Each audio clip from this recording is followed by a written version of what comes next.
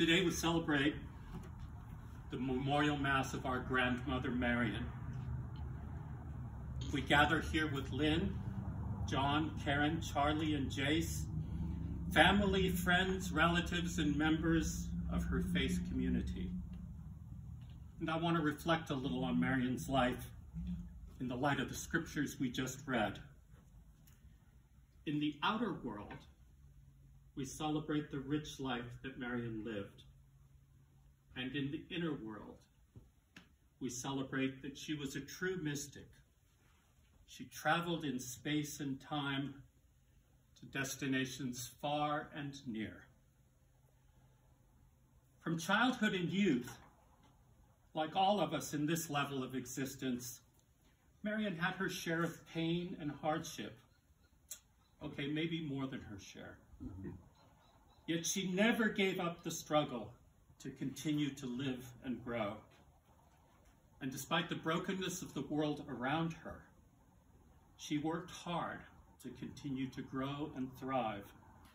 And Marian was a modern woman, a complex woman, who felt no need to apologize for her point of view, or for her brains, or for her heart.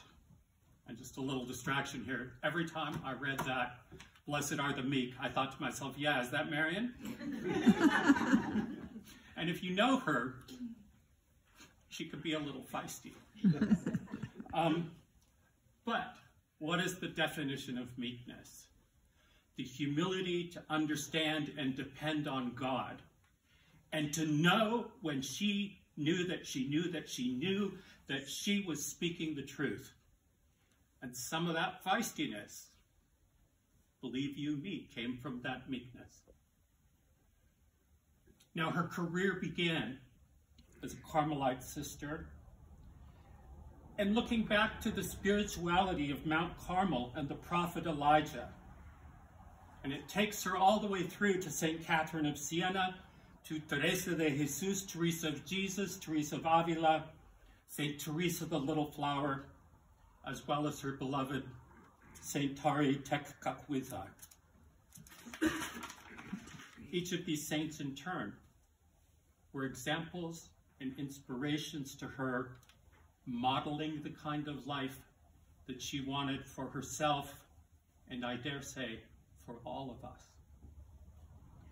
After the sisterhood, Marian moved to a military career. Her passion and her intelligence, together with her formidable analytic skills, produced a warrior whose contributions to the security of this country may never be fully known. Think about that for a minute. Her life made space for family, with the enduring love between her and Lynn, her spouse. This love, in turn, expanded to include their son, John, his spouse, Karen, and her two beloved grandchildren, Charlie and Jace. And just last night, we were in Marian's chapel, and Charlie came in, sitting, of course, underneath the altar, and saying, "This is where Mimi comes to give me a hug."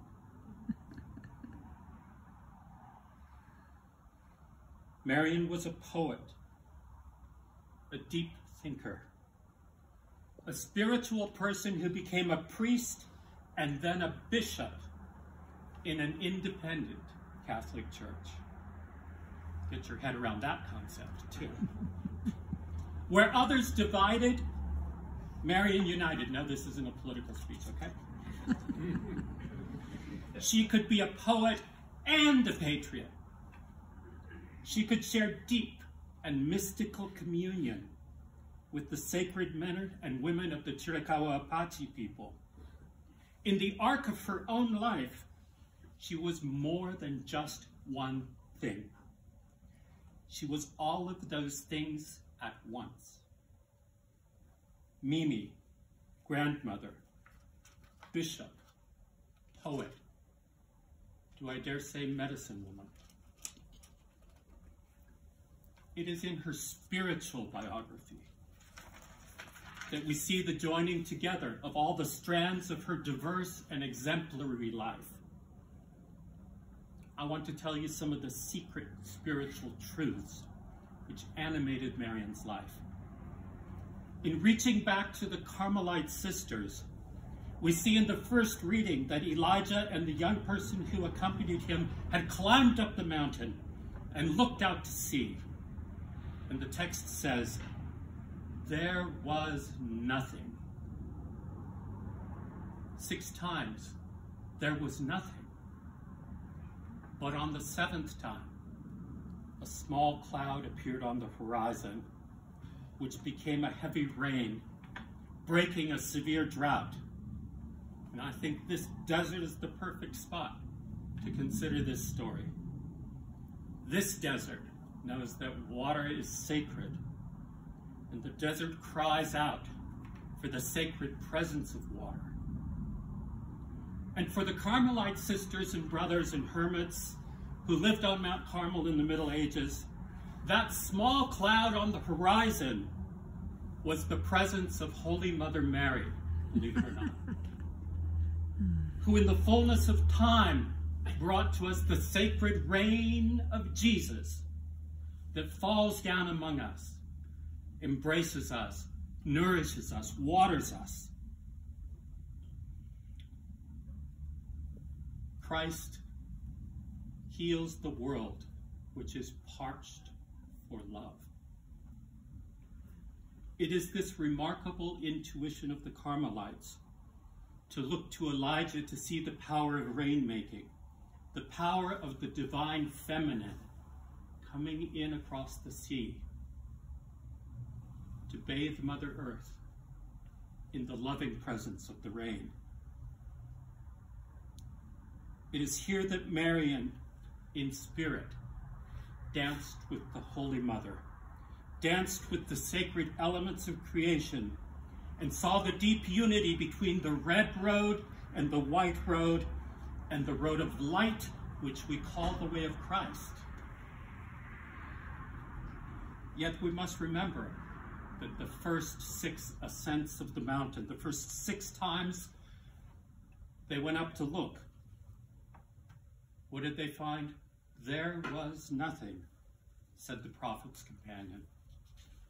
And in the words of St. John of the Cross, another Carmelite, the ascent of Mount Carmel is sometimes marked by the path of nada, of nothingness, until at last one reaches the blessed vision of the heights. Now, I will say that is not a path that all of us trod. We have different paths up the mountain, but Marian, to my deep knowledge, knew the path of nothingness, knew what we call the via negativa. She knew wherever she pointed, not God, not God, not God. And in the midst of that nothingness, what did she find? She found God.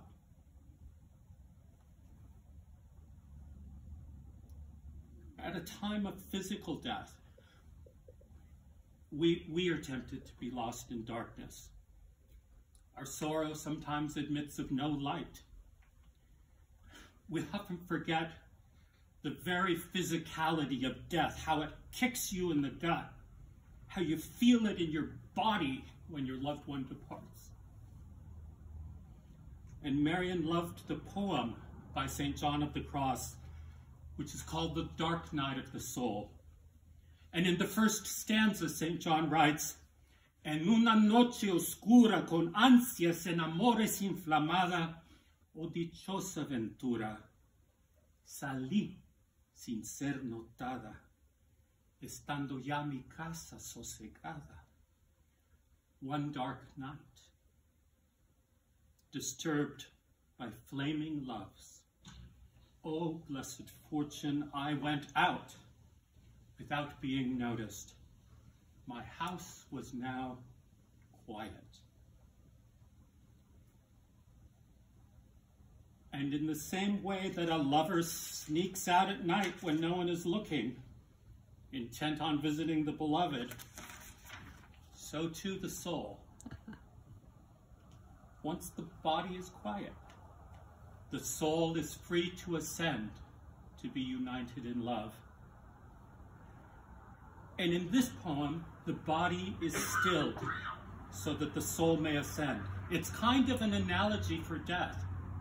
And what's interesting is it's the first stanza of the poem. Now, it's an analogy because, of course, our spiritual ascent happens when we quiet the body, when we quiet the mind, when we come to this place of groundedness, and then the lover comes to visit us. But it can also speak to the going out of the body, to the leaving of the house of this body.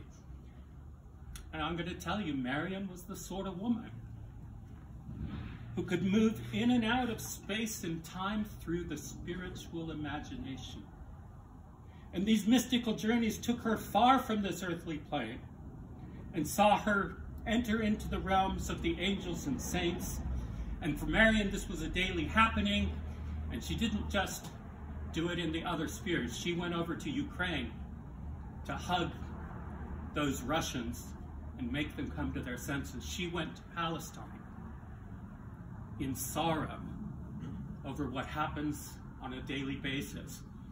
And she did this just like Carmelite sisters in Spain came over, Sor Maria de Argena came over to the Americas to witness the genocide of the native peoples.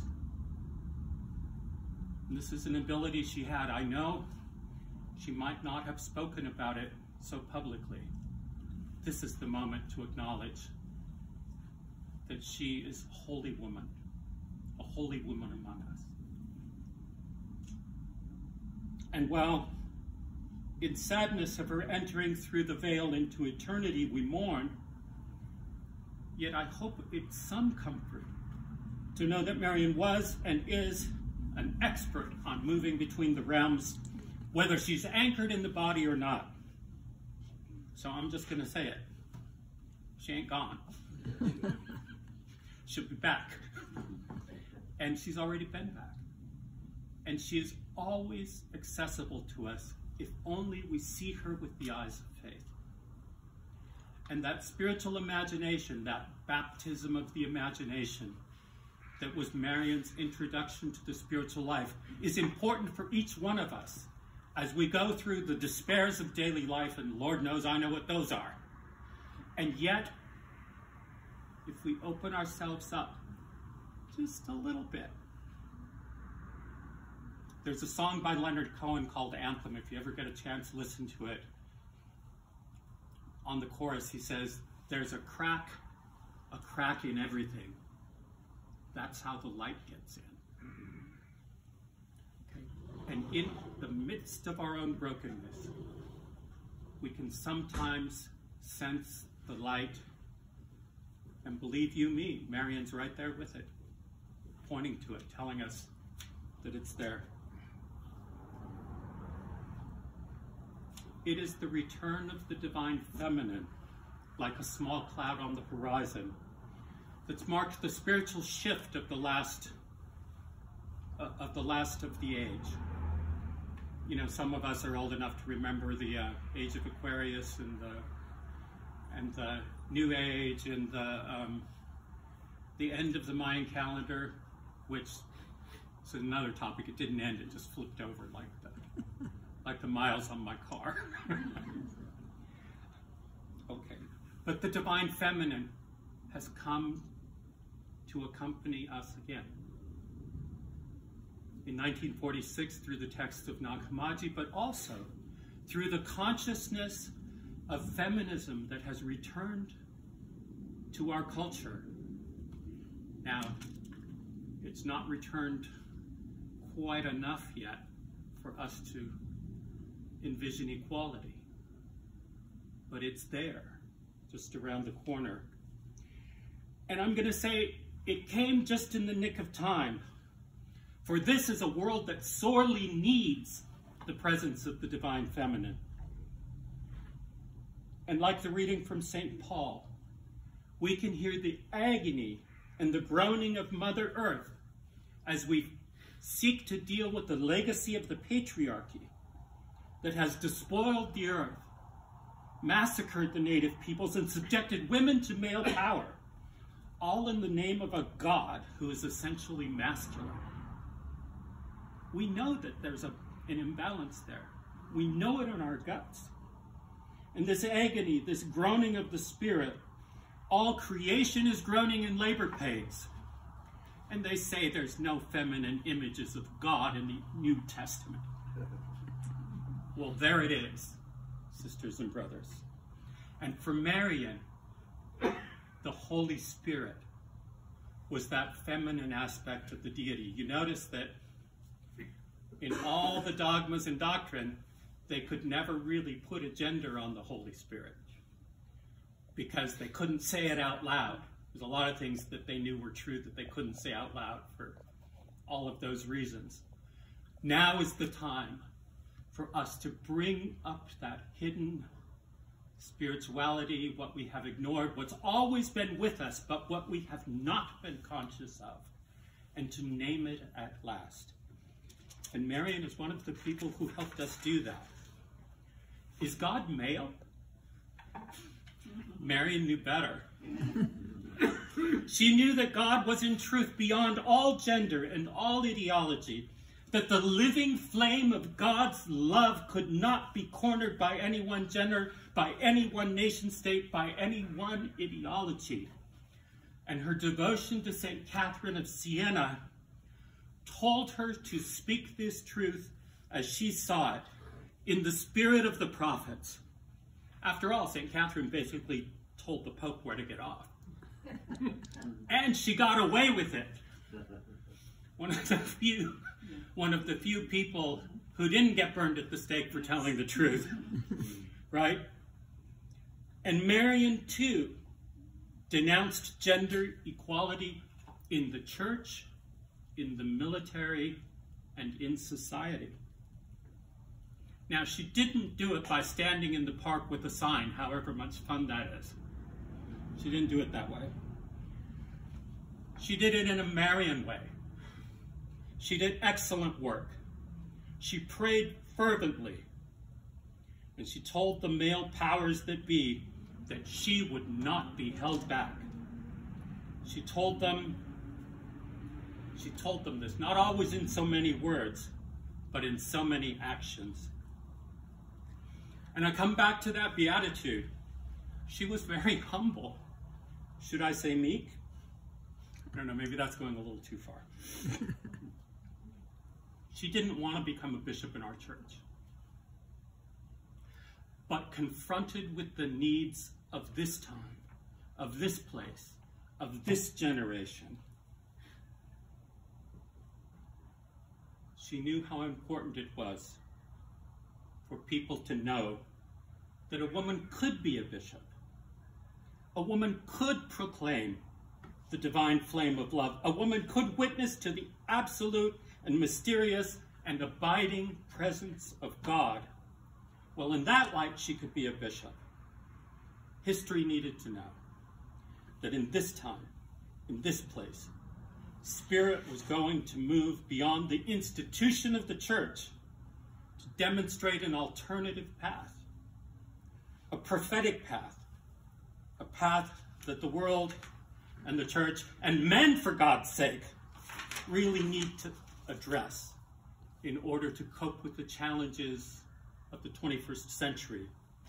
The murder of the indigenous, which is still going on in the Amazon and other parts of the world, and the murder of women on reservations that is never investigated, and the murder of the ecology, the despoiling of the planet, the exploitation of women in all places that you can imagine.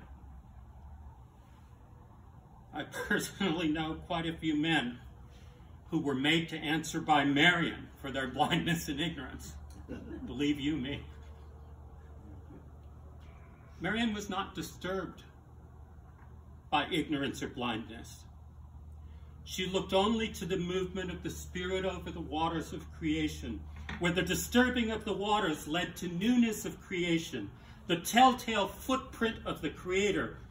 In the words of St. Teresa of Avila, in her famous prayer, we read, "Let nothing disturb you, nothing frighten you. All things are passing. God is unchanging. Patience gains all. Nothing is lacking to those who have God. God alone will suffice. And in today's gospel, the Beatitudes tell us of all these unexpected reversals. Blessed are the poor, blessed are the meek, blessed are those who seek justice, blessed are those who mourn. The words of Jesus tell us to be light on our feet, to not get bogged down. In this time and place, we need to be light on our feet. We need to be disturbed by the possibility of love. Blessed are the dancers who know how to move in the new energy of the Holy Sophia. And in her love of God and love of her family and love of the Holy Earth, our mother and sister Marian danced into the spiritual realms with the grace and ease of a professional ballroom dancer. And this love is the dance of the autumn leaves. This love is the dance of the victims of the Holocaust and of all genocides. This is the dance of the white road, of the red road. This is the dance of the sun and the moon, the dance of all the marvelous components of the universe. This is the dance of the saints and angels. This is the dance of Marian and her beloved. It is the dance of the meek, the blessed dance for the poor. It is the dance of these days, when too many lesbian, gay, and trans people are insulted and persecuted, and every kind of evil slander is spoken about us. This is the dance of those who seek the kingdom of heaven, the justice and the mercy of God. Marian loved that Canadian singer, Leonard Cohen, and one of the songs that we often shared in our wide-ranging spiritual conversations and journeys was the song Dance Me to the End of Love. Leonard Cohen writes, "Dance me to your beauty with a burning violin.